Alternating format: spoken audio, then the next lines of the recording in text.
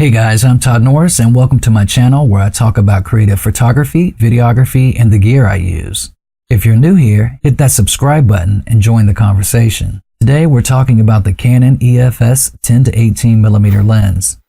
It's an ultra-wide-angle zoom lens with an aperture of f4.5 to 5.6. It's made specifically for Canon APS-C or crop sensor cameras. So the real-world focal length on a crop sensor is 16 to 28.8mm, with an aperture of f7.2 to f8.96. It's mostly made of plastic and it's light, but it doesn't feel too cheap. At the time of publishing this video, you can get it for around $250. It is the widest lens Canon makes for APS-C cameras. It's listed as a zoom lens, but 8mm of zoom is pretty minimal. The only time I use the zoom is to get an image without any barrel distortion.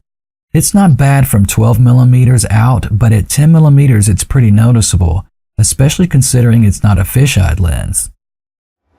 I purchased this lens a couple of years ago to film my YouTube videos and for vlogging. I needed something to accommodate a small room setup and to also get more of me in frame. With crop sensors, you have to place your subject so far away from the camera to get them in frame. With this lens at 10mm, you can literally get right up on it and still be in frame. But after a few attempts, I came to the conclusion that this lens would not meet my needs due to the barrel distortion and slow aperture. It warped the top of my head and made me look like I had a gut at the bottom. If I put my arms out, I looked like I had hands and fingers longer than my arms. The slow aperture also forced me into a high ISO range when shooting indoors, which added noise to my videos. I'm not saying this is a bad lens, it was just a bad lens for this job. This lens is better suited for photography, specifically large things like cityscapes, landscapes, architecture, situations where you need to get a lot of everything in the shot. Until just recently, I hadn't been using the 10 to 18. It's been sitting in my bag, but today I had a planned trip to a nature trail called the Greenway. I decided to pop it on my Canon 80D and take some nature photos. I'm not a big fan of shooting in the woods or large areas. I like close-ups and macro. I think it's because when I look for a subject to get my composition, it's like trying to find Waldo. For some reason, I have a hard time finding something that stands out to me when there's stuff everywhere. But after using this lens, I came to appreciate its character. Picking strange angles and positions, you can take advantage of its warping edges and get some unique photographs.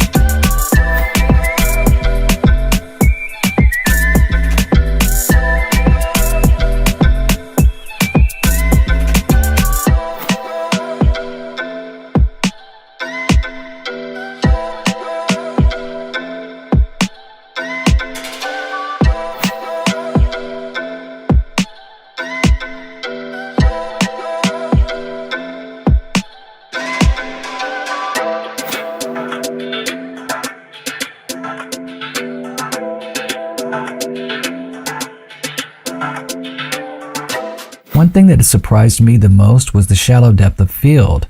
With its slow aperture, I wasn't expecting that. I was also surprised at how well the image stabilization worked. You would think image stabilization would be well suited for video, but I often find that's not the case with Canon lenses.